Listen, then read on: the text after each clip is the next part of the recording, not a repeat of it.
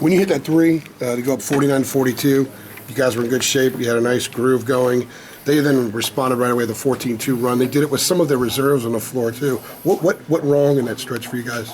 We didn't take care of the ball. We took a couple of quick shots. We weren't complacent or comfortable with our 7-point lead, but we didn't stick to what got us there. We rushed a couple shots. We had momentum and everything, so we rushed a couple passes, got a little errant, and they capitalized on every single one of those. I think they had 21 points off turnovers, and a lot of those came in that stretch where they went on that 14-2 run.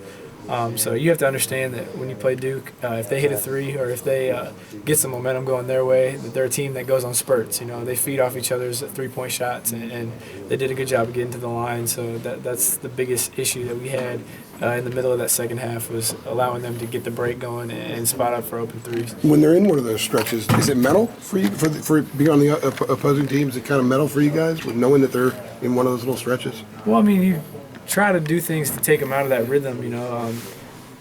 One thing that we struggled with when they started doubling us in the backcourt, we couldn't get in our natural progression of our offense, that we'd have to throw it to the big man, and then we were kind of out of sync in that regard. So that was a good adjustment that they made.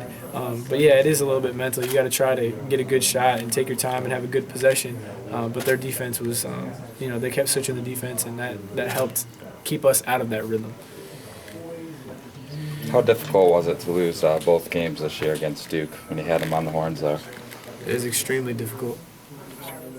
I mean, I don't really know what else to say about that. It was very difficult. We thought we had opportunities in both different games. It's not okay to just hang with the team. We're not in it for that. We expect to win this game on our home floor. We did a lot of things that put us in position, and we just, they made a run, and we didn't necessarily respond. And they got to the free throw line 20-some times. We only shot 13. So there's some things that we could have cleaned up, but it was a battle, and they made more shots down the stretch.